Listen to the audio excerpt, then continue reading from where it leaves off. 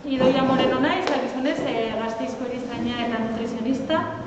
Azkeneko 7 urteetan batez ere Afrikan lan egin dut, Kongon, Medicos Sin Fronterasekin, seguranik nanok entzun da daukazutela. Eta gaur hemen nago, Lesbosi buruz eta Moriako refusiatu kanpoi buruz aritzeko. Zuek ideia bat egiteko, munduko gerrarik latzenetan Kongon, Afrikan, Afganistanen bizi izan duguna, ez dauka parerik Lesbosen, hemen Europako bihotzean bertan, bizitzen ari den infernuarekin, bizi baldintza inhumanoekin eta gertatzen ari den sufrimenduarekin. Garrantzia handia emango diot, familia guztia masakratzen, edo bonba bat zuen etxe gainean erortzea eta zuen familia edo auzokide guztiak hiltzen, ez? Egoera hauetatik heltzen dira errefuxiatuak Lesbos irlara. Zergatik Lesbos, mapan ikusten duzuen bezala, puntu gorri hori bada Lesbos irla. Lesbos bada Europatik hurbilen dagoen Europar Batasuneko puntua. Horregatik, milaka pertsona hauek Lesbosera heltzen dira Europako ate bezala, gero Lesbosetik beste Europako parte guztietara heldu nahian.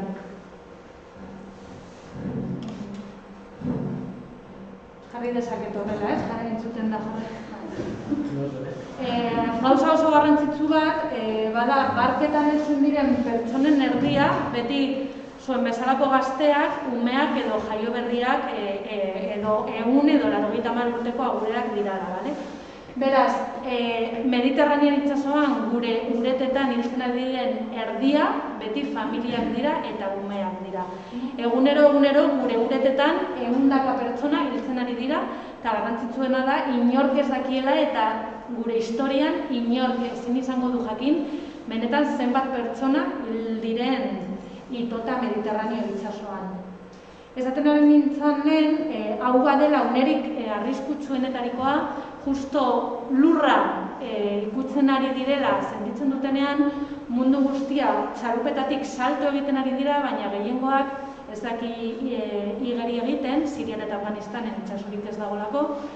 Eta orduan, nian egon nintzen urtebetean, 2 jaio berri hil ziren, momentu hortan txalupa buelta ematen zuelako, eta 2 minutu horretan, bazkenean jaio berriak ez itotzen ziralako.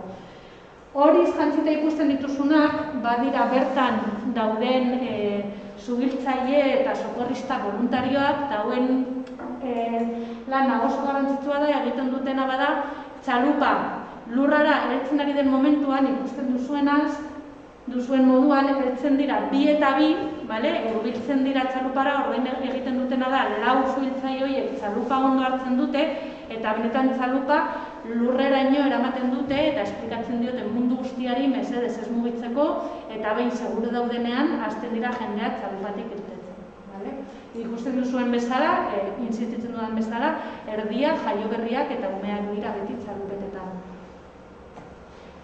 Hauekin, kaina oso handia benetan eman nahi dizuet, zergatik, badakizuet danok zer den Vox, ez? Eta gaur egun ordan florezitzen, edo ezakit euskaraz nola esan, ez? Ari diren ideia ekstremo eta fascista hauek, mesedez, nahi dut gauza hauen kontra guztiz egitea, bale? Hauek saltzen digute beti, atzerritarrak, afrikarrak badatozela neskak bortzatzera, badatoz laguntza sozialetatik bizitzera, ez? Eta bakarrik dirua lapurtzera. Hori dana gezurra da, bale? Beti pentsatu behar duzutena, eta buruan izan behar duzutena, ona Europara datorren jendea badatorrelako hilketetatik eta violentzia estremoatetik ies egiten, bale? Inor ez du nahi bere etxea, bere herrialdea, bere familia guztia daukan guztia utzi, beste herrialde guztiz ezberdin batera joateko eta lapurtzera. Hori ez da egia, bale? Benetan,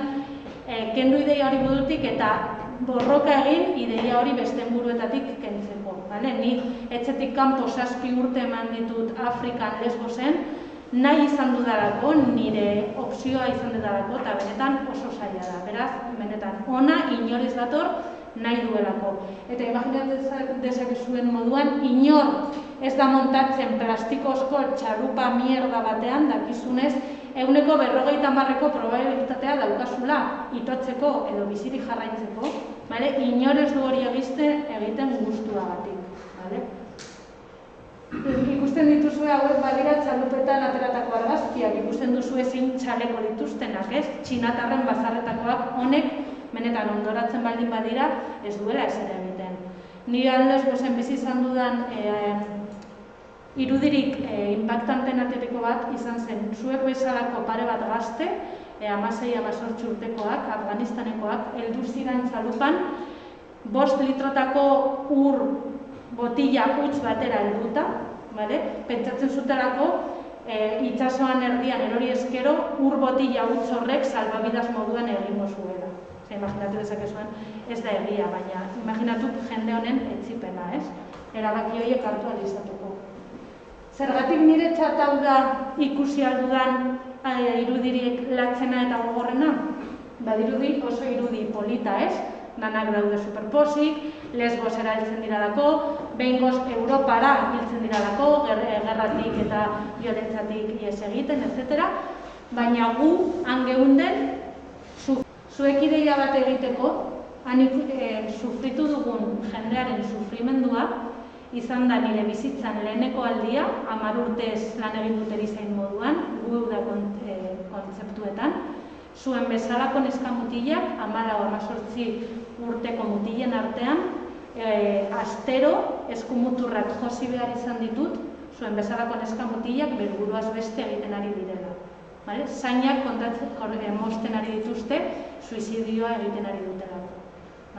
Neska mutilauek badira gure politikariek menaz deitzen dituztenak, hori ere entzun da dukazu, los famosos menaz. Hauek dira menak. Menak bazarete zuek. Zuek hemendik bombardaketa batetik ihes egin behar duzutela eta Siriara joan behar zaretela. Beraz, berriro ganator.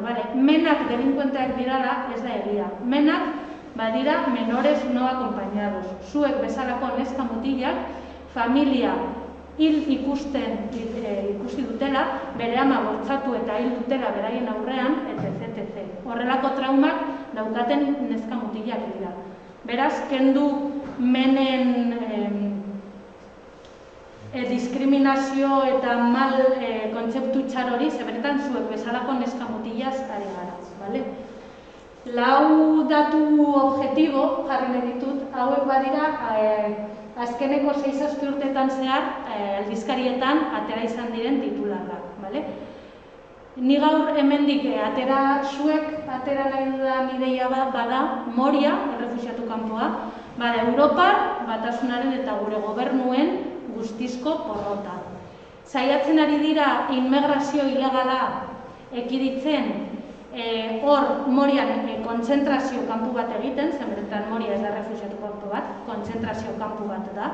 Beraz, saiatzen ari dira hor jendea sartzen Europara ez heltzeko, baina honek ez du funtzionatzen ari. Ikusten ari gara, errefuxiatu kanpo hauetan geroz eta urtero jende gehiago heltzen ari direla, eta uretetan geroz eta jende gehiago heltzen ari dira. Beraz, Europar Batasunak egin behar duena bada migrazio politikak guztiz aldatu. Hauek funtzionatzen ari ez dituztela.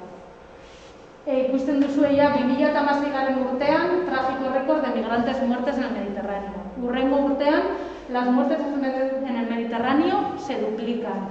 Hurrengo urtean, el número de migrantes muertos en el Mediterráneo. Hau bazen, ni bizi izan nuen Moria errefuxiatu kanpoa, baina esan dizuenez moduan, duela 5 hilabete guztiz erregin zan, eta orduan gobernua grekoak eta Eurokanpo bat, zuek ulertzeko Moriaren jatorria izan zen, Siriako gerra zizanean, 2015ean, jendea milaka heltzen ari zen Lesbosera, gudatik ihes eginez. Orduan, Lesbosera egunero 30.000 pertsona heltzen ziren. Momentu horretan zer egiten zuten, txalupatik jaiste egiten zirenean, eta ferri batean Atenasera eta Europara bidaltzen zituzten. Lesbosen, irla honetan bakarrik gau bat pasatzen zuten. Zer gertatu zen, duela 3 urte, Europak sinatu egin zuen Turkiako presidentea Erdogan deitzen dana ez dakit entzun da daukasunez.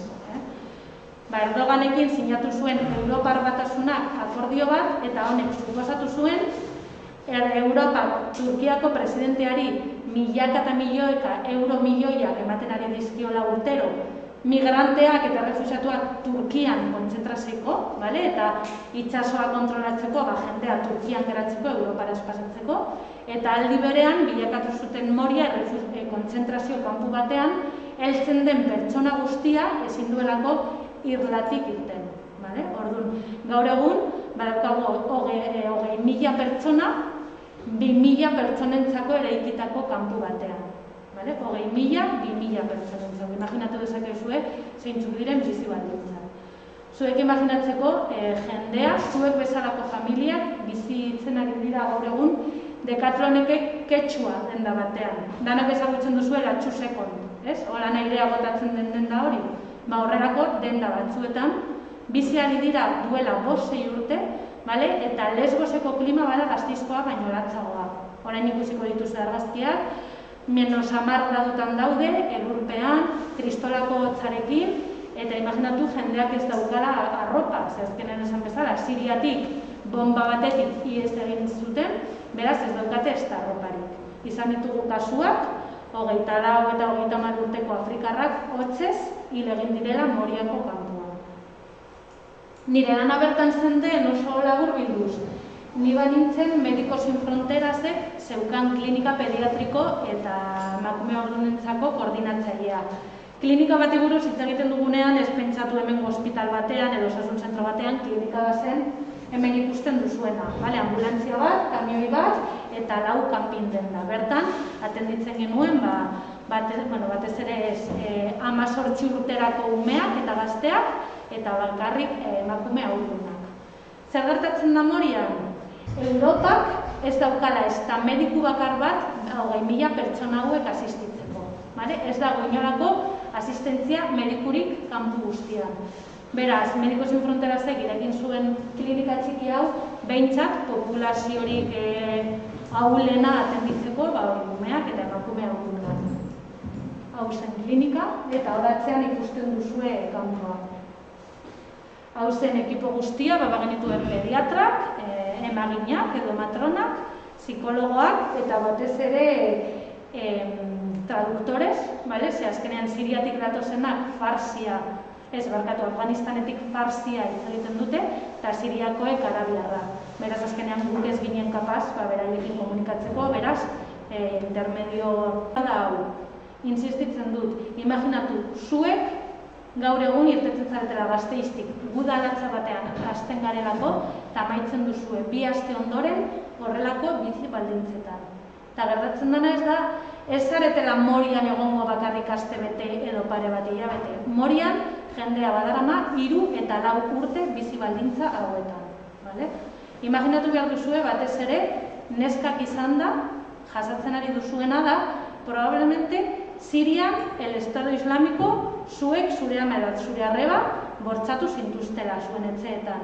Gertatzen ari dena da, Turkiatik pasatzen direnean Lesbosera Europara heltzeko, Turkian mafiak, txalupa guzti hauek kontrolatzen dituzten mafiak, txalupa hartzera eramaten dituztenean, batez ere gauetan izaten dirala, hondartzan bertan neskak eta amak berriro bortxatzen dituzte, zuek bezalako neskak.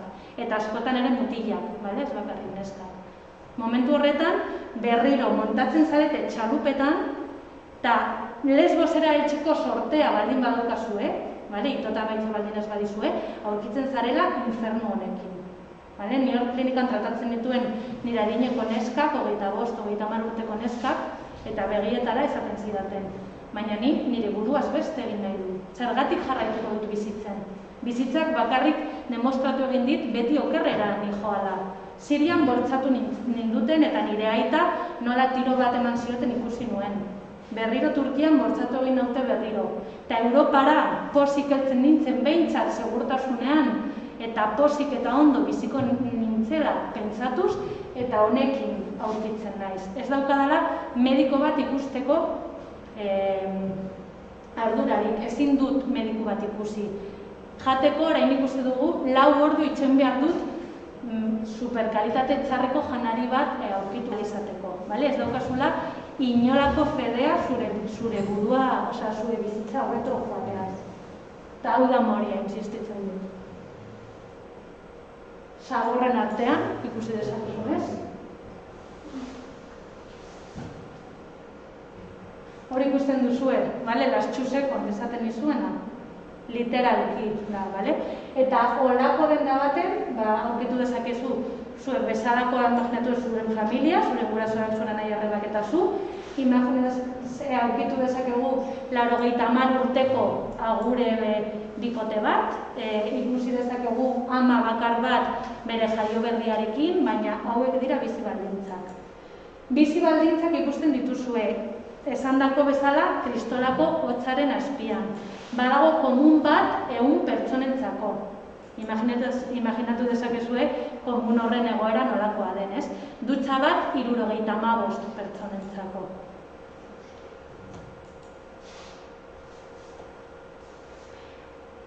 Egoera hain daratza, argazki hauek badira aipatu bezala aurreko abuztuarenak, esan dizuena ez normalean, nian nengoenean heltzen ziren 100 pertsona aste betean, baina aurreko abuztuan eta irailean heltzen ziren 900 pertsona eguneko.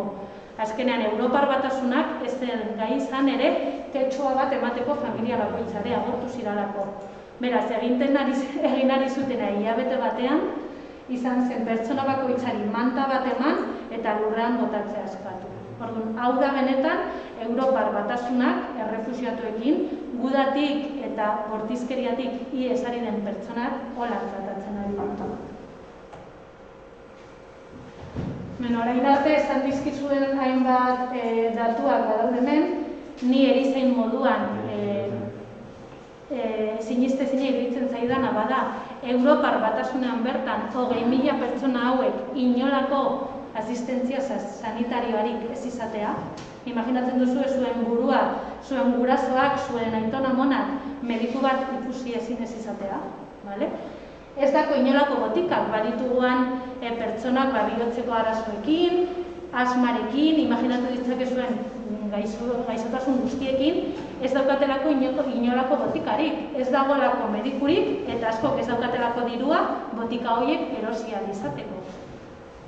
Beti izaten dut nik bizi baldintza inhumanoak direla. Imaginatu behar duzue, esan bezala, ez Kongon, ez Afrika, ez munduko herrialderik latzenetan ez ditugu inoiz ikusi Lesbosen Europar Batasunean ikusten ari dugun bizi baldintza guzti inhumanoak. Ez dakit noiz bainten entzun duzue asilo prozesua, proceso de asilo, zuena entzun duzuela. Honek esan nahi du azkenean pertsona bat Lesbosera heltzen denean, zu guda batetik edo biolentziatik zure pertsona hil nahi dutelako ihes egiten ari zarenean, herrialde batera heltzen zarenean eskatu dezakezue el asilo. El asilo zer da, azkenean zu heldu zaren herrialde horrek zuri babesa ematea eta batez ere herrialde horretan bizitzera ustea. Horrek esan nahi du asiloa. Asiloa kontsideratzen da uno de los derechos humanos universales, básicos, jende guztien benetako eskubide basikoa dela. Azkenean, Europak ez du hau betetzen ari. Zer gertatzen da? Adibidez, gauza basikatako bat, bada, un mena, ez esaten genuena, zuen adineko mutil edo neska gazte bat bakarrik dela inolako babesik, esan bezala, kanpuan bertan, nik urte batean zehar, asistu ditut, zuen adineko neska eta mutilen bortzaketak kanpuan bertan. Zer egin beharko zuketen ere, Lesbosera heltzen duen pertsona guztiari, lehenengo 24 orduetan, mediku batek hausnarketa sakon bat egin beharko likioke, jakiteko, gaixotasunen bat daukanez, haurdun zaudenez edo ez, moriatik ahalik eta azkarren atera ahal izateko. Hau ez da egiten ari, eta examen medikori pasatu ahal izateko urtebete edo 2 urte pasatzen ari dira. Beraz, haunek suposatzen du, imaginatzen duzue, txalupatik jendea jaisten denean, moria kanpura heltzen denean, ikusten duen lehenengo gauza, bada ez, minimo, pasatu beharko dutuzu urtebete edo 2 urte bizi baldintza hauetan, bakarrik asilo prozesua hasi ahal izateko. Zer gertatzen da, azkenean, hain gara inhumanoak Europar Batasun horretan, txarla hau hasi naiz esaten ez, izan dela lehenengo aldiz nire bizitzan, europearra izanez lotxa ematen didala, bale? Zergatik, azkenean, europearrok beti esaten dugu bagarela los creadores de los derechos humanos, ez? Eta azkenean bagara los que más nos estamos saltando y más estamos violando los derechos humanos de todo el mundo, benetan. Orduan, asilo prozesu honen funtsa beste bat zein da, la repatriación voluntaria. Hori osuena, entzunda daukazuen noiz baten. Honek esan nahi du, pertsonak, adibidez, Siriako pertsona bat, Europan amaitzen baldin badu, berak badauka eskubidea, bere jaioterrira bueltatzeko. Osea, Europak jarri beharko lekioke hegazkin bat, Siriara bueltatzeko. Badago jendea Lesbosen, ehundaka jendea eskatzen ari dutela mesedez, Siriara eta Afganistanera bueltatu nahi dut, hemen Lesbosen Europan bizitzen ari naizelako, hango guda baino askoz latxagoa delako, mesedez utzi nire etxera bueltatzen, berdin dit, han iziak burua mosten baldin badit, berdin dit, baina eske hobeto nago, han gudan bertan hemen baino. Europar batasunak ezetz ezaten ari dire. Kontsideratzen du Siria eta Afganistan oso guda arriskutsuak dirala, baina aldi berean ez die hemen usten geratzen. Horregatik, hain gara europearrok ere inhumanoak pertsonak iringo honetan mantentzen ditugula. Zer gertatzen da guzti honekin? Kontatu bezala bizi baldintza guzti inhumanoetan bizi duten bortizkeri orokorra, bortizkeri sexualarekin guzti honekin. Azkenean gertatzen dana, pertsona guzti hauek, bai umeak, bai gazteak, bai zaharrak, azkenean etorkizuneko guztizko itxaropena galtzen dute. Imaginatu, zuek zaudetela han, eta ez dakizuela Moriatik noiz irtengo zareten, nora joango zareten, berriro Siriara bueltatuko zareten ISISaren menpe, jende honek bere bizitzaren kontrola galtzen du guztiz. Horregatik esan bezala, izan da nire bizitzan lehenengo aldia, benetan, suizidio kasuak eta eskumuturrak mosten ari dan jendea, josten tokatu zaidala. Moriako beste argazki batzuk, hau da, imaginatu, badaudela umeak kontestu honetan, iez hasiko dira da barkatu baino, ze jendea 4 urte pasaditzazken Moria barruan. Hau da, adibidez, Baskaria, janaria eskuratzeko jasan behar duten hilara, food line deitzen dutela. Janaria lortzeko egon behar dira, gozaldiaren aurretik 4 ordu, Baskariaren aurretik beste 4 eta Afariaren aurretik beste 4, janaria lortu ahal izateko. Beraz, jendeak pasatzen du eguna, olako, banaka-banakako hilara batean. Bertan bazen, batallas campales, ataques de pánico, labankadak, violentzia estremo gehiena jasatzen zen egoeretan, hemen bazan, ze imaginatu dezakezuen ez, jendearen egoera mentala eta psikologikoa oso txarra da, eta imaginatu egunero hau jasan behar duzuela, ez? Azkenean banakako hilara batean, empujoi txiki batek edo, azkenean deribatzen zuen batalla kanpal batean, ez? Eta ez bakarrik hori, 4 ordu itxaron ostean, ematen dizuena, bada un tupper de plastiko, eta azkenean eguneroko janaria bada, adibidez, sopa bat, fideo batzuekin eta 4 babarrunekin. Hori da eguneroko janaria. Hauek dira komunak, esan bezala komun bat 100 pertsonentzako, dutxa bat 75 pertsonentzako, komunak ere badira puntu beltz handi bat, zuen adineko neska askok gauez bortxatzen dituztelako komunetan. Komunera joaten direnean gauetan, bertan eskutatzen dira eta bortxaketa asko ematen dira komunetan gauetan.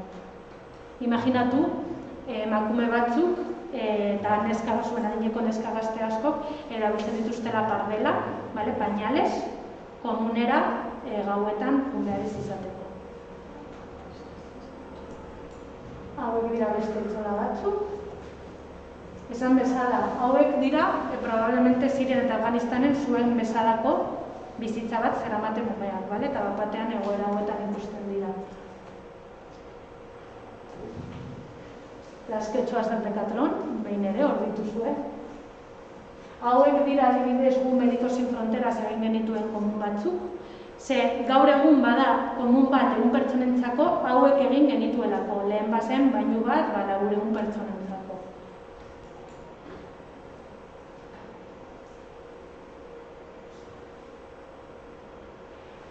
Lesbos neguan, esan bezala, elurra, euria mara-mara, eta ez bakarrik neguan, udan ere egoera oso latza da, Lesbosen kristolako beroa egiten duelako, 45 gradu baino gehiago egiten dituztelako. Beraz, bizi baldintzekia txarrak direnez gain, Lesboseko klima ere oso estremoa da. Eta hau da Moria berria, esan bezala duela 5 hilabete, zuek orain arte ikusitako Moria guztiz erregin zen. Sorte handia egon zen ez zela hildakorik jasan, oso arraroa, ze azkenean 20.000 pertsona holan azenaturik egon da, milagro bat izan zen, baina orduan behin hori erreta, KNUR, hori ikusten duzue ingelesez badela UNHCR, baina KNUR, entzun da daukazue, noiz baiten. KNUR bada Europar Batasuneko entea migrazioan arduraduna, bale? Orduan, egin zutena izan zen, beste kanpo berri bat eraiki ikusten duzuen moduan. Egoera inhumanu berdinetan. Hau da Moria gaur egun, imaginatzen duzu hor, jendea ikusten duzuenaz, uren artean bizi dira, jendeak esaten duena lehen aipatuan bezala bada, ez dutela arroparik, bakarrik jantzita daukatena daukate, eta orduan imaginatu guztita bizitzen dira egunero, azkenean ez daukate arroparik aldatzeko, dagoen klimagatik jantzita daukaten arropa ez da lehortzen, beraz, beti guztita bizitzaten dira, eta honi lotu behar izaten diogu esan bezala, ez daukatelako inolako asistentzia medikurik. Orduan imaginatu dezakezue jende honen osasun egoera zein da. Eta Lesbos aurreko astean. Imaginatzen duzu ez, elurpean egotea Decathloneke ketsua batean sartuta, eta zuek igual, baina zure 80 urteko aitona mona, edo zuen anai arreba jaio berria 3 hilabetekoa, imaginatu egoera hauetan bizi direla. Hemen beste aldizkari pare bat, lehen aipatu dizuena da, ja 2 pertsona hil egin direla hotzez, Moriako kanpon, eta pizkati amaitzen joateko, han ikusten ari garen gauza oso heavy bat, baldin bada, nik uste behin arte egin duzuela ja pizkat ideia bat, Moriara heltzen den jendea zein motatako traumak pairatu izan dituzten, ez? Esan dagoa, Siria eta Afganistanetik datozenez, guztiz guda kontekstu batetik, bere gurasoetan, bere familietan, torturak, bortxaketak, eta hilketak jasan dituzte. Bomba batek bere familia egin du edo auzokideak hil egin ditu. Hori da, zuen adineko neska mutilak jasaten duten trauma basikoa. Baina, hau ja, ni heldu nintzanean tratatzen genituen trauma hauek, jendeak beraien herrietatik zatozenak. Baina duela pare bat urte pasatu gara aurreko traumak tratatzera, Morian bizi diren tartean garatzen ari diren traumak tratatzera. Hau da, Morian bizi izatea askoz gehiago traumatizatzen ari ditu beraien herrialdetan bizi izan diren gudak baino. Adibidez, nire asko gustatzen zait, ez da gustatu hitza, baina ikusten duzuen irudi hau, badagune klinikan 6 urteko ume batek egin zigun irudia, gure psikologari egin zion, zer ikusten duzue hori, irudi horretan. Nik uste oso ondo ikusten dara, 6 urteko umeak zer bizi izan duen. Osea, Lesbosera heltzerako bidean, ez etorren txalupan, 3 pertsona. Erori egin zirala eta hil egin zirala. Zure adineko, pizkat nagusiago, baina 17 urteko 3 mutil tratatu egin genituen psikologarekin, oso traumatizatuak zeudelako, mafiak zer egiten dute askotan zuen adineko mutil gazteak, familiarik gabekoak, jartzen dituzte txalupako timoia kontrolatzen, eta orduan 3 mutil hauek izan ziren beraien txalupako timoia kontrolatu zutenean, eta txalupa bakoitzetik 2 eta 3 pertsona erori ziren, eta ito egin ziren eta hil ziren. Beraz, 3 mutil hauek bazeukaten kristolako trauma, beraien erruagatik 3 pertsona hil ziralako, ez? Orduan, imaginatu, han errefuxiatuaz eta menei buruz hitz hitz egiten dugula olako pertsonei buruz eta olako traumak dituzten pertsonei buruz aritzen dira. Azkar amaitzeko, azkenean lan egiten ari zarenean beti, gu pentsatzen genuen zein irtenbide, zer egin dezakegu egoera hobetu ahal izateko, zer egin dezakegu jendea bere buruaz beste ez egiteko errefuxiatu kanpo hauetan. Azkenean oso zaila da, azkenean politikoki ez delako hau konpondu nahi, baina badago irtenbide, adibidez, hau izan zitekeen irtenbide bat Karateke da, Lesbosen bertan dagoen beste kanpu bat, kanpu hau bada 2000 pertsonentzako eta 2000 pertsona daude. Ez dago pertsona bakar bat gehienez, hau zen municipalitatekoa, hiriburua deitzen da Mitilene, eta bazen Mitileneko udaletxeko kanpua. Beste Amoria bada Europar Batasunekoa, eta hau zen Lesbosekoa. Eta nik uste ikusten dara, ezberdintasuna. Hemen badago familia bat etxola bakoitzeko. Badago komunak, onak, garbiak, egunero garbitzerakoak, badaukate sukaldea, sukaldatu ahal izateko, ikusten da diferentzia, ez da? Orduan, pizkat, han gaudenak nabarmendu nahi duguna, ulertzen dugu asilo prozesua, politikoki, las leyes, aldatzea oso zaila dela, baina, behintzat, pertsona, 20.000 pertsona hauek, hilketa seguru batetik iez egiten ari dirala, emaiezu bizi baldintza digno batzu. 2 edo 3 urte Morian pasatu behar izan ezkero, legalki papelak antolatu arte, hori onartu dezakegu, baina behingoz jarri pertsona hauek bizi baldintza dignoetan. Onartu ezin dena da pertsonak Moriaren infernu horretan bizi izatea. Eta horrein bai amaitzeko, hemen argazki honetan ikusten dituzue ezkerreko neska eta eskuineko mutila. Hauek izan ziren nirekin klinikan lan egiten ari ziren bi voluntario, gainera ez zituzten, ez daukaten ez da salario, bi voluntario ziren, hauek Atenaseko kartzelan 7 hilabete pasa zituzten. Kartzelan, benetako kartzelan. Zergatik, Greziako gobernuak akusatu zituen de tráfico humano, erdaraz esango dut, zer ikuste hobeto egoeratzen dela, de tráfico humano, de colaboración con mafias de explotación humana y de malversación y de corrupción de dinero. Nian lan egiten ari nintzenean ere, niri ere hori leporatu zidaten, de tráfico humano. Jendea laguntzen ari ginelako, eta esaten ziguten gu mafiekin kolaboratzen ari garela. Zergatik gobernuek Europar Batasunak hau egiten ari digute, beldurra sartu nahi dute gu Lesbosetik iez egitea eta ez kontaktzea bertan gertatzen ari dana. Beraiek ez duten nahi ni gaur hemen egotea zuek kontatzen, eta zuek jakiten bertan gertatzen ari dana. Orduan, niretzat, imaginau oso signifikatiboa da eta asko gustatzen zait. Azaldu dizuedanez, hor bibotearen ikusten duzuenez, hori bada Erdogan, Turkiako presidentea. Honek montatu du historiako negoziorik onena. Azaldu dizuedan moduan. Europak zer egiten ari du? Erdogani kristolako milioiak urtero emanez, urtetik urtera milioiak eta diru ematen ari dio, jendea Turkian geldiarazteko, Europara izeltzeko, eta Erdogan egiten ari duena da Europarekin jolastu. Eta han gaudenak nabaritzen genuen. Adibidez, abuztuan, igo zela pila helduerak, pertsona pila heldu zirala, horrek esan nahi du Erdoganek Europari diru gehiago eskatzen ari dira, eta holan izan zen. Astebete ondoren, agertu zen aldizkarietan, Erdogan solicita a Europa un aumento de la cuota por la crisis migratoria. Orduan, zuek pizkat ulertzeko nola funtzionatzen duen mundu hau.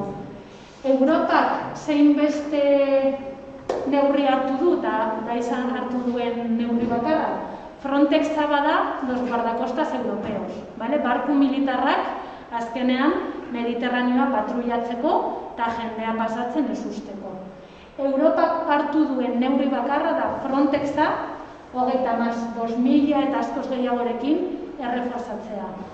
Hau ez da efektiboki izan, hiru azkeneko urteetan Europak hau egiten ari du, urtetik urtera Frontesean militar gehiago eta milioi gehiago inbertitzen ari ditu itsasoa patruiatzeko, baina ikusten ari dugu, geroz eta gehiago irteerak handitzen ari dira. Orduan, Frontexa eta Europa hartzen ari dituen neurriak migrazioa geldiarazteko ez dira eraginkorrak izaten ari. Beraz, hau benetan, nahi dudana nik gaur zuek ateratzea gela honetatik, bada Moria suposatzen duelako Europako migrazio politiken guztizko porrota. Europako migrazio politikak aldatu egin behar dira, jendea beti etortzen jarraituko du, esan bezala jendea ez datorako ona lapurtzera eta bortzatzera, askok esaten duten moduan, jendea ona heltzen da, hilketak pairatzen ari dituztelako edo bortzaketak edo violentziatik ihes egiten ari direla. Jendea beti jarraituko du etortzen. Eta jendea gauza hauetatik, ihes egiten ari duela. Ejekuzioak, bombak, masakreak, bortzaketa masiboak, Kongon adibidez, Afganistanen, eta oso azkar ahaztu egin zaigu hemen Espainian eta Euskadin duela 2 belaunaldi, gure aitona amonak edo gure aitona amonen gurasoek holan jun zirela Estatu Batuetara, Argentinara, eta hauek jun ziren bakarrik lana bilatzera. Imaginatu gaur egun datozenak, bere burua hiltzen ari dirarako garala. Orduan, nik ez dut inolako ezberdintasunik ikusten gure aitonen amonen artean, hemen ere gerra zibiletik ihes egin zutenean, edo gaur egun Sirian edo Afganistanetik ihes egiten ari dira. Eta amaituko dutia argazki honekin, ze azkenean beti jendea galdetzen didana da nola da posible Morian, infernu horretan, urtebetez bizitzea eta lan egitea. Azkenean esan bezala olako momentuagatik, ez? Hau zen Afganistaneko agure bikote bat, berak bazituen hipertentzio, bihotz-arazo kristolakoak, bera ere gizona oso gaizorik zegoen, eta hauek bazeukaten seme bat Atenasen bizitzen, Grezian. Nien nintzanean Morian urtebetez eman zuten Ketxoako Dekatloneko denda batean bizitzen, inolako medikaziorik gabe, mediku berrik bat ikuste gabe ere. Eta hori izan zen, ni Aknurreko responsableekin urtebetez borrokan egon ondoren, esan zidatenean urrengo gunean Atenasera eraman behar zituztela bere semeekin elkartzeko. Zera beraien ametsa Moriatik irtetzea eta beraien semeekin elkartzea.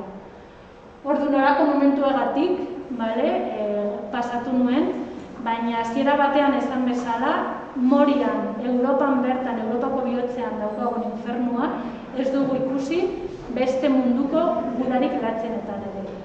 Beraz, eskatzen dizuena, benetan bada olako barbaritateak, entzuten dituzunean, errefuxiatuen kontra, atzerritarren kontra, menen kontra, pentsatzea que los menas badira zuek bezalako neska mutila, eta batez ere jendeari errebatitzea, eta argazki guzti hauetaz gogoratzea eta benetan zuen burua eta zuen ingurukoa aldatzea, ze hauetako edozein zu edoni izan gara. Beraz, eskerrik asko benetan, ezan bezala zuek zaretelako nire itxaropena daukagun mundu itxuzia aldatzeko, eta benetan zuek daukazuen zuen eskura olako egorei aurre egitea. Beraz, eskerrik asko.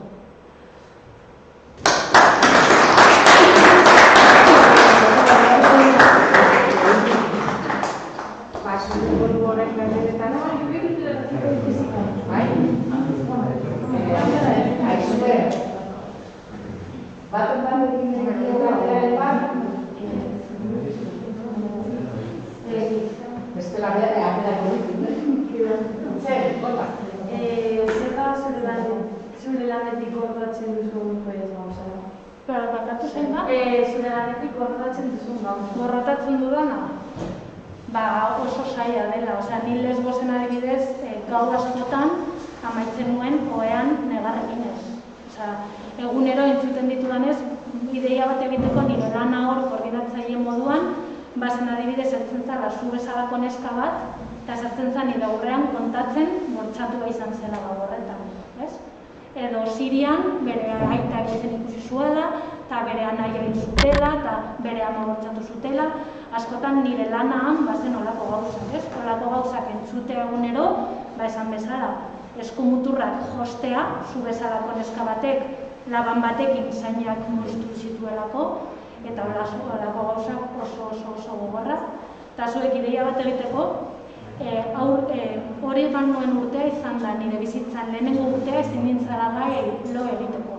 Ni beti egiten dut lo oso ondo, eta bertan, Lesbosen 3 hilabete egon ondoren, hasi nintzen gaueko 3-4 begiak irekitzen, gauza hauetetan pentsatzen hasten, eta ez nintzen kapaz lo egiteko.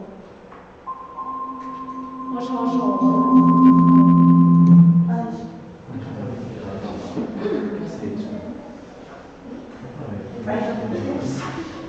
Zuen beste galderaren bat edo kuriositataren bat?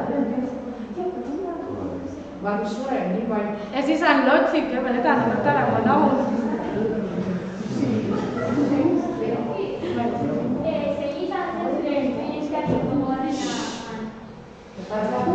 Gogorrena? Zein izan zen bertan esperientziarik gogorrena? Esan bezala eskumuturrak josi behar izatea, zuen bezalako neska mutilei, eta gogoratzen dut ben, 4 urteko mutil bat bortzatua izan zela kanpoan. Orduan agertu zen bere aita, umearekin, eta kontatu zidan, umea bortzatua izan zela hor morian. Eta orduan, aita tratatzea, umea tratatzea, poliziara joan izan behar izan ginen salaketa jartzea, ospitalera umearen azterketa fisikoa egitea, baina horako momentuak oso zailak dira, oso zailak. Nik uste hori, momentu hori 4 urteko umearekin izan zala latzena.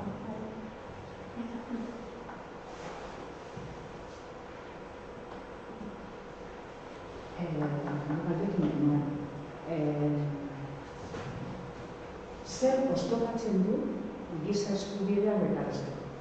Zer argudiatzen du, suposatzen da? Voluntate politiko guztizko falta. Kontzientzia falta ere. Guztiz.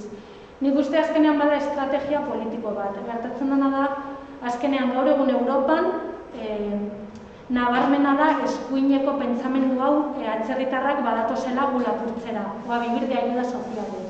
Ez hainbeste zuzen danaz. Orduan, Espainiako, Europako politikariak ez dira usartzen, jende hau ekartzen, azkenean presio politiko bat ordainduko dutelako. Inor ez da usartzen esan ez, bale, nik nahi dut Moriatik 500 edo 1000 pertsona Espainiara ekartzea, azkenean gero jendea beraien kontra jarriko zelako, hasiko dira hotzak esanez, ez badatoz bortzatzera, lapurtzera, orduan ez dira usartzen. Gertatu zen Alemanian Angela Merkelekin, entzun da daukazue Merkel. Duela pare bat urte, hartu zituen Moriatik refuxiatu pila, ez dakitzen bat izan ziren, baina Alemaniara eraman zituen. Eta gero presio politiko bat ordaindu zuen, gero hurrengo hauteskundetan boto asko galdu zituelako. Jendea esaten zuelako, ekartzen dituzula, guri lana lapurtuko digute, etc. Orduan ikusteia bada, estrategia politikoak ez dira usartzen, pausuak ematen, daukatelako beldurra, gero populazioak beraiek ez bozkatzea eta fama txarra. Orduan da hori voluntate politiko guztiz falta. Baina gogoratzen duzu esaten duzuna gero arteatika, bertakoek aldarrikatu egiten dugu, hori giza eskubide horiek egin behar direna, eta egon zirena fokutu batzu, bai behartu genuena, hainbat ekartzearena. Baina izan zen oso simbolikoa zen, teorikoki hori zinatadera moztu egin da, baina ez dago... Falta de voluntad política, total. Eta zerrotu genuen bat familiak hainbat pertsona... Baina adibidez Espainian ikusten zuela 15.000 pertsona ekarriko zituela eta izan ziren 200 heldu ziranak. Edo zer guzti simbolikoa. Gainera, gauza bat zuen guztiak beti buruan izatea nahi dut, badakizu Espainia adibidez bagarela oso populazion zaharra daukagun herrialde bat. Azkenean, zuek gure pentsioak, ikastolak, ospitalak izateko behar ditugu langileak. Orduan, Espainiako gobernuak agiri askotan esaten du ofizialki Espainiak behar dituela 250.000 pertsona lan egiteko, gure sistema mantentzeko. Beraz, nik beti esaten dut, atzerritarrak gehiago edo gutxiago gustatu al zaizkizu, baina benetan egoistak izan da behar ditugu. Ze behar ditugu 200.000 pertsona guzti hau mantentzeko. Institutu dut zuen institutua ordaintzeko, ospitalak ordaintzeko eta gure pentsioak ordaintzeko. Beraz, benetan behar ditugu atzerritarrak eta behar dugu ona jendea lan egitera etortzea. Eta hori ekonomikoki justifikatuta, osea ez da...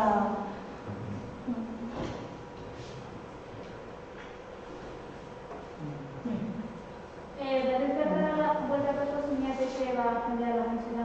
Markatu? Berriz bueltatuko zinateke bertara laguntzera. Ea bueltatuko nintzatekeen laguntzera. Baitu adibidez, Kongora, zeni normalean esan bezala Kongon. Lan egiten dut ospital batean eta materni batetan oianean galduta, ez? Kongora espero dut ahalik eta azkarren funalizatea. Fronterak irekitzen dituztenean bueltatuko naiz Kongora. Baina adibidez Lesbosera ez naiz bueltatu. Gogorregia izan zen. Oso gogorra eta psikologikoki oso gogorra izan zen, baina adibidez juten naiz Afrikara bai. Ia urtero bueltatu juten naiz, pare bat hilabete edo 3 bertan lan egiteko ospital batean. Zer da zure lanetik gustatzen zaizun ez gauza? Gehiena, gustatzen zaidan gehiena nire lanean. Gero oso une politak dituzla, ez erakutsitako argazkia, ez? Nik beti esaten dut, olako momentu bat izatea, ematen zidan indarra, jarraitzeko beste astebete, ez? Egia da, balantzea egiten baldin baduzu, momentu gogorrak badira askoz gehiago, momentu politak baino, baina egia da momentu politak hain diran garrantzitsuak, ez? Ni urtebete egonda lortu nuen Moriatik ateratzea 50 pertsona, ez? Familiak. Orduan, beti esan dut, 50 familia horiei bizitza aldatu zitzaien.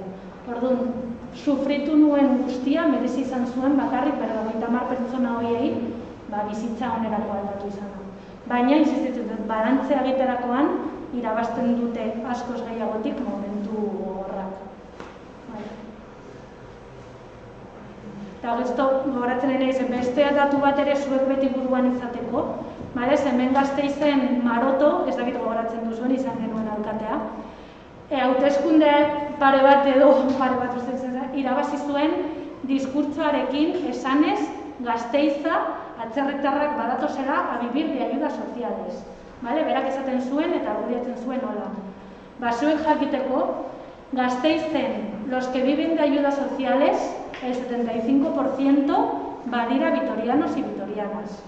Orduan, insistitzen dut, ematen ari dituzten diskurtsa eta datuak faltsuak dira. Orduan, zuek eren buruan izateko hori, esaten dutenean, errebatitzeko behitu. 75% badira Gasteizkoak, ez dira atzerritarrak. Oso garrantzitsua da hori ere.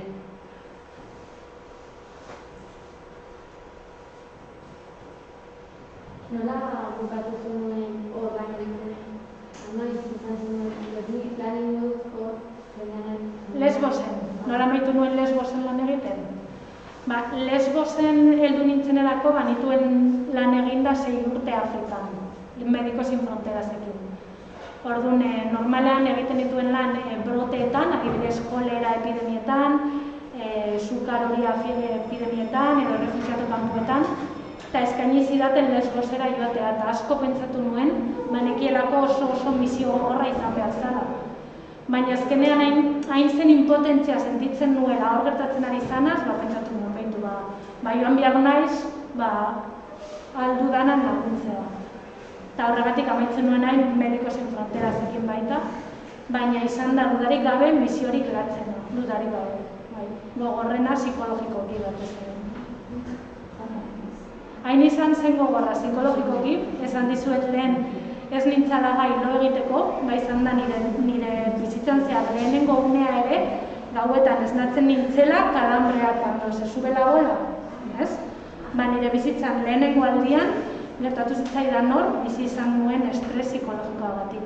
Heldu nintzanean, jo nintzen dentistara, eta ezer esan gabe, zeberak ezekien Lesbosetik nentorrela, esan zidan, esta misión ha sido potente, eta esan zagatik, esan zidan, guztiak badituzu kontraídas.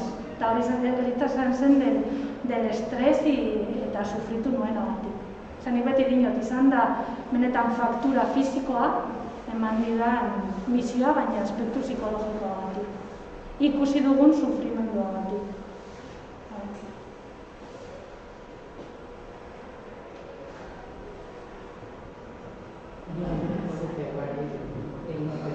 Eta esan diete eskatzeko baimena eta egiteko, baina ez dute erantzuten COVID-a galdetzen dute, zein eragina esan duen? COVID-a hor ez da barajatu ere egin. Hain da azkinamendua, teorikoki jarri zuten txabola bat klinika COVID esanez, baina ez da inor testatu, ez dituzte maskariarik eman, probablemente hildakoak egon dira, baina ez dira aitortu. Ze gauza bat oso kuriosoa bada, Moria existitzen denetik, 2015 urtetik, ofizialki ez da inolako hildakorik egon kanpuan. Muy sospechoso, ez? Muy sospechoso zenian urtebetean hainbat hildako ikusi ditut kanpuan. Beraz, ez da ezer esaten, ez da testatzen, bailtzen baldin badira ospitaleran ematen dituzte eta listo, baina ez da ezer egiten ari. Ez ez.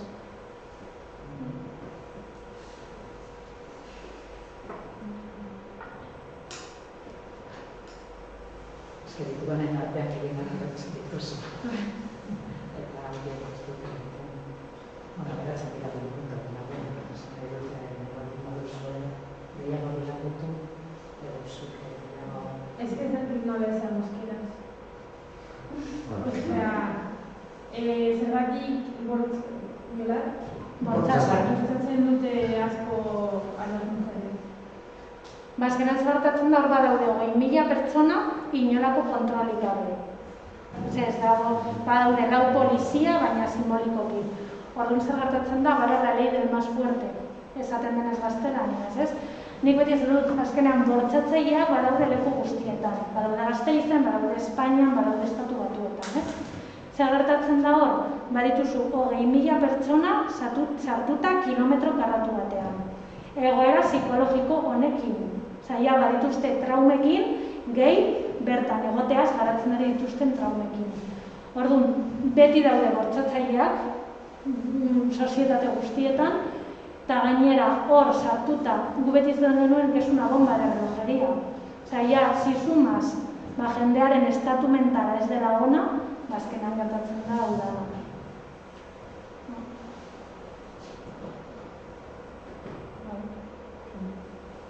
Zergatik, azkenean hori ez intrinsiko al ser humano, ez? Zergatik, leku guztietan daude bortzaketak, eta gainera, si añades egoera eta kontekstu hori, azkenean geroz eta gehiago.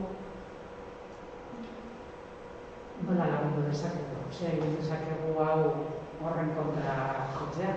Horren kontra niretzat, lehenengo pausua bada zuek ja hemen egotea, eta zuek Moria eta Lesbos existitzen dela jakitea. Horregatik hasi naiz esanez, bihotzez niretzat supergarrantzitsua dela, zuek jakitea hau existitzen dela. Nik bete esaten dut, jakiten ez duguna ez da existitzen. Orduan, jakitea bada lehenengo pausua. Nik gero eskatzen dizuedana bada, benetan hau pasatzea. Zure familiekin Moriaz hitz egitea. Entzuten baldin baduzue komentarioren bat saltatzea. Ez no dejarlo pasar. Saltatu behar duzu eta kontra egin behar duzu. Adibidez, zuek ideia bat egiteko, ni ospitalean duela 6 hilabete nire kide baten hemen lan egiten dut Santiago ospitalean. Beste erizan batek esan zidan egun batean. Zeba genituen hauteskundeak hemen. Eta hitz egitean boskatzeaz ez, eta berak esan zidan gaztelaniaz. Yo voy a votar al que me quite la morería esta que tenemos aquí. Olako komentarioei aurre egin behar diogu. Claro, imaginatu dezakezu ezin izan zen nire aurpegia ez, eta nik ezan nion. ¿Sabes qué pasa? Que es que yo acabo de llevar 7 años, esatea, hori ez da egia. El 70% de los que viven en ayudas sociales son vitorianas. Horrelako herramientak izatea eta benetan jendeari ahoa iztea eta gaur egun esaten den moduan zaska bat sartzea hau guztian. Gizarteak zen memoria txikia daukan, ez da? Lehen aipatu duzuna hor, orain dela 1 urte eta mendeetan zehar hemendik migranteak izan gara, hemen beharra zegoelako, eta orain buelta etorri da, eta hemendik belaunaldi batera ez dakigu zer gertatuko den, eta ahaztuta daukagu gu ere egoera berdinetan egon ginela, eta ondo hartuak izan ginela. Hori da. Hemen nik beti esaten dute, Espainian daukagun sortea zein da, ez daukagula, ez mineralik, ez petroliorik, ez gazik. Azkenean, badakizu errekurtso naturalak lortzearren badira munduko gudak, bale? Orduan, Siria bazen Espainia bat, baina aurkitu zuten gaza eta hasi zen guda. Orduan, gu daukagun sortea bada hori, hemen ez dela inoiz horako guda bat izango, ez daukagulako ez petroliorik, ez gazik lapurtzeko. Bale? Baina oso signifikatiboa bada ere, badakizue Espainiatik kristolako jendea juten ari da Alemaniara. Ez, nire adineko jendea lan egitera, ingeniero moduan, erizain moduan, jendea bado Alemaniara, Inglaterrara, askoz gehiago irabazten dugulako. Jende hori ondo dago, ez, ikustea banoala Alemaniara diru gehiago irabaztuko. Zergatik ikusten dugu txarto Afrikarrak Espainiara etortzea lan bila. Ez, hori da planteatu behar dugu pentsamendua ere.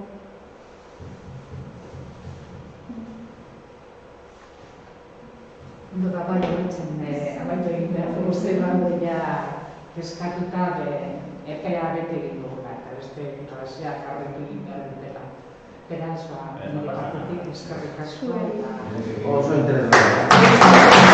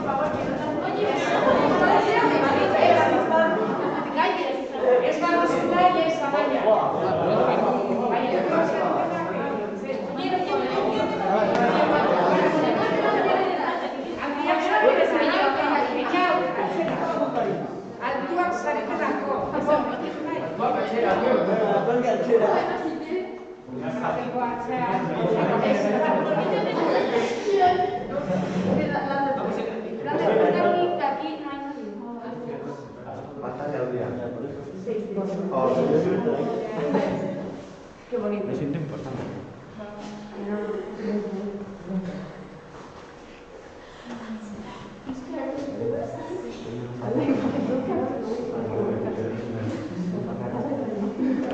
Vale. Qué bonito.